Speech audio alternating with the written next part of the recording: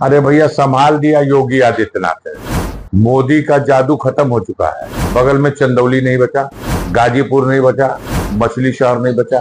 तीन तरफ से बनारस घिरा हुआ है, तीनों सीट हार गए। गाजीपुर से लोकसभा चुनाव जीतने के बाद सपा सांसद अफजाल अंसारी सीएम योगी आदित्यनाथ के शान में कसीदे पढ़ते दिख रहे हैं। अफजाल अंसारी ने अपने मोहम्मदाबाद स्थित फाटक पर मीडिया से बात करते हुए कहा कि प्रधानमंत्री नरेंद्र मोदी का जादू खत्म हो चुका है।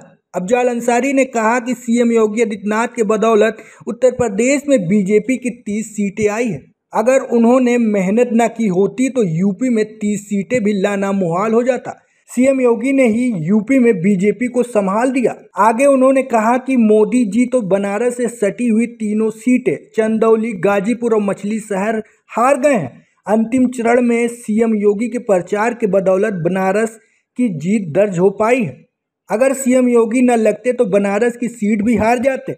यह 30 सीटें सीएम योगी के चेहरे की कोशिश और मेहनत के बदौलत मिली है। मात्र 3 सीटें बीजेपी के समीकरण और मोदी जी के चेहरे पर मिली है। अब मोदी फैक्टर काम करता नहीं दिख रहा है। अफजाल अंसारी ने अपने घर पर मीडिया से बात करते हुए ये बात कही। अरे भैया, संभाल दिया योगी आदित्यनाथ है। मोदी का जादू खत्म हो चुका है।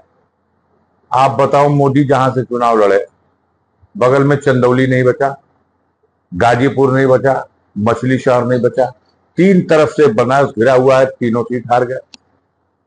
और मीडिया हमारा कहता था कि मोदी जब लड़ते हैं तो उनकी हवा जो है पूरे पूर्वांचल में और उसके बाद बिहार में और बंगाल तक चली जाती है।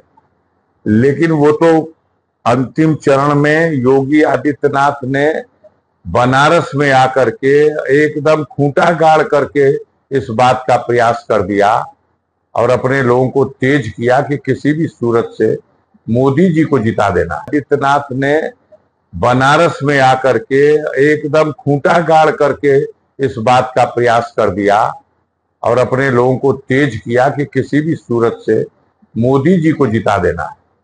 और नहीं, यकीन मानिए, मोदी जी भी चुनाव हार गए होते अगर इतना मजबूती से योगी आदित्यनाथ लगे। सर, आपका कहना है कि यूपी में मोदी की हार हुई है लेकिन योगी सफल नहीं। हमारा ये मानना है कि 33 सीट जो मिली है उसमें 30 सीट योगी आदित्यनाथ के प्रयासों, मेहनत और उनके चेहरे पर 30 सीट लौट के आ गई। 3 सीट होगी जो भारतीय जनता पार्टी, उनका समीकरण या मोदी जी के चेहरे पे आई होगी।